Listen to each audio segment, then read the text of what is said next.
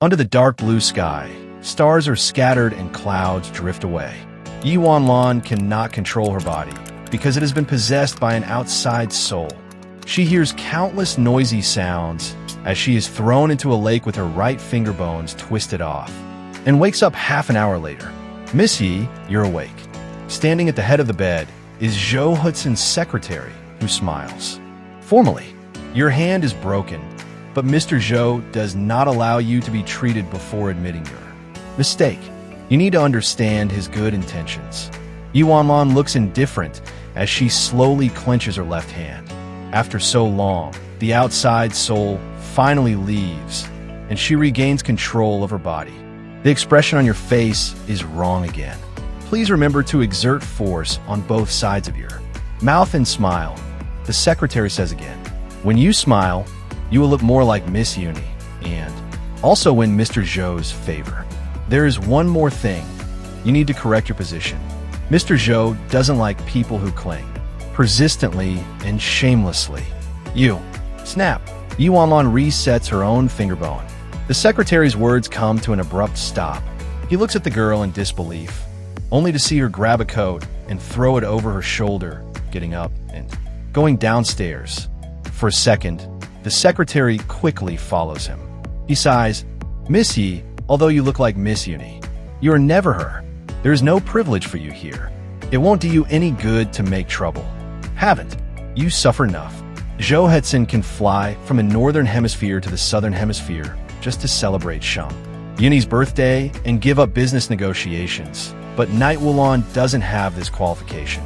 Today's Yi Wanlan seems abnormal, but the secretary didn't think much about it. He respectfully greeted the person entering the villa gate. Mr. Qin, you've arrived. Qin Xian is Zhou Hudson's childhood friend. He raised his chin. What's wrong with her? The secretary looked compassionate. Miss Yi is throwing a tantrum and running away from home. This kind of trick he had seen many times. 2 years ago, after Yi Wanlan followed Zhou Hudson, she was always patient and submissive, occasionally leaving when her self-esteem rose, but as long as Zhou Hudson said a word, she would willingly return without dignity. Qin Xian bit the cigarette and smiled absent-mindedly. Throwing a tantrum? The whole city knows that Yi Wanlan is just a substitute for Shang Yuni.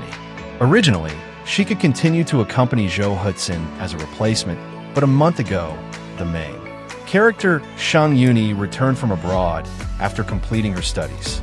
As soon as Yi Wanlan lost her value as a substitute, she still did not give up and continued to. But Yi Wanlan should not have touched Shang Yuni, almost breaking her right arm. Shang Yuni is a scholar and painter in their circle, a role model for men and women, the moonlight of everyone. Qin Xian is no exception. Naturally, he could not let go of Yi Wanlan, the culprit. At midnight today, they invited Yi Wanlan out under Zhou Hudson's name, broke her fingers, pushed her into the water, and took revenge for Shang Yuni. Water droplets were still dripping down the girl's hairline. The sudden gust of evening wind blew her hair, and the misty fog dissipated, revealing beautiful eyes and eyebrows, gorgeous and elegant.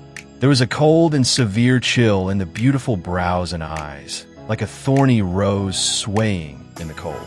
Wind mixed with a cold fragrance and the smell of blood, making people tremble in their hearts.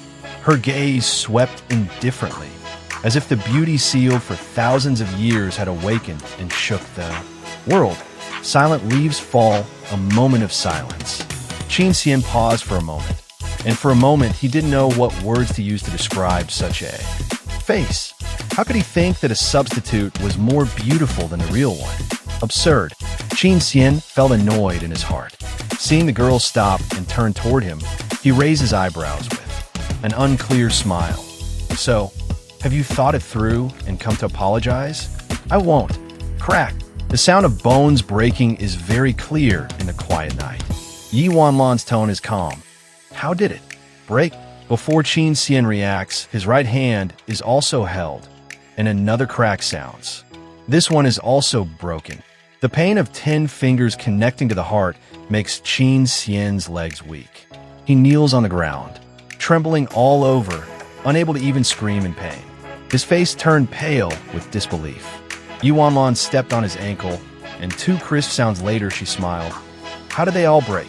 The more intense pain came like a surging wave, and Qin Xian couldn't bear it. His vision went black, and he fainted. The girl strides away, her back like a knife. The secretary was also stunned. After a while, he trembled his fingers and contacted Zhou Hudson. Sir, something happened. Outside the villa, Yi Wanlan's smile faded. She has a secret. Her body was pierced 14 years ago. In these 4 years, Yi Wanlan watched Thief Mail turn her peaceful life into chaos. Thief Mail wanted to be a model, so she gave up school and entered the circle to walk the show. Thief Mail likes Zhou Hudson and signs a body double agreement. Thief Mail looks down on her uncle's family, making her estranged from relatives and unable to return home. Finally, Thief Mail got tired of playing and left lightly to find new lives, and she finally regained control of her body. But before she could clean up the mess, she was trapped in time. No matter what she does, every day is exactly the same as yesterday. The vase that fell and broke today is intact tomorrow. The rice balls eaten today will appear in the refrigerator tomorrow. She has lived like this for 999 years. From the initial anger to calmness and then indifference, Yi Wanlan finally got used to it and began to enrich herself with infinite rebirths. She traveled to every corner of Jiangsheng and surrounding cities, remembered everything big and small happening at each time point, and mastered countless skills and hundreds of languages. She also learned cultural relic restoration and kunku opera to cultivate her temperament and suppress her killing nature, but life was still boring and endless. Yi Wanlan put on her helmet, rode her motorcycle, and disappeared into the dust, executing her plan for the day. Practiced calligraphy, martial arts, painting, singing. The last song ended, and the sky was already dark. Rumble. Dark clouds gathered. Thunder roared as if trying to split the sky. Lightning and neon lights intertwined into the sea. Rain mist swallowing the night. A little cold. Yi Wanlan tightened her coat and booked a hotel room for the night. After swiping the card and opening the door, she paused. The window is wide open, and there is an uninvited guest in the room. It's a man. He leans against the bed, facing sideways towards her, with a perfect figure and a strong and smooth line, exuding strength and beauty even from behind. A few strands of hair are wet and stick to the sides of his cheeks, and the veins on his long and powerful forearms are exposed, indicating that he is suffering great torture. Yi Wanlan steps out and checks the room number again. This seems to be my room. The man's lips are tightly closed, and his voice is hoarse. Get out. Yi Wanlan walks in and closes the door.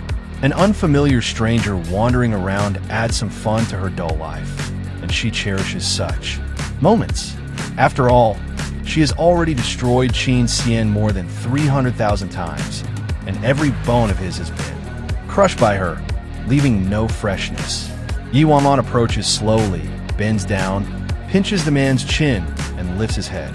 It is a stunning face, worthy of being called a.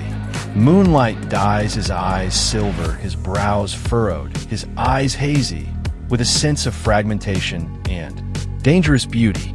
Yi Wanlan raises her eyebrows slightly. She has met many people in Jiangsheng, but she has never seen this man. Bang! Suddenly, the man moved. His eyes are still unclear, but his attack is swift and deadly. Yi Wanlan remains unmoved, retaliating at the same time, easily dealing with every move. Bang! Ding dong. The phone rings abruptly, and Yi Wanlan frees one hand to answer the call. As the conversation begins, Zhou Hudson's icy voice comes through. Yi Wanlan, feigning capture is useless to me. Come to the hospital in 10 minutes. Yi Wanlan doesn't respond, focusing all her attention on the man who mistakenly entered her room. He seems exhausted, stopping, looking at her with wet eyes. The man's pupils are scattered, and his mind is unclear. Yi Wanlan's hand is already holding his throat, trapping him on the bed, unable to move. The man's eyelashes flutter, his complexion pale like cold porcelain. Suddenly, he finds an angle of attack that she never expected.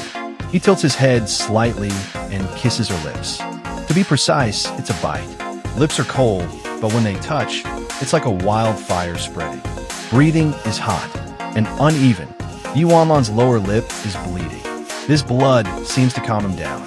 He breathes heavily, closes his eyes, and leans against the wall. The night is quiet, and the man's broken breathing is very clear, like feathers jumping in and out of the heart. The phone is silent for a moment. 3 seconds later, Zhou Hudson asks coldly, "Yuanlan, what are you doing?"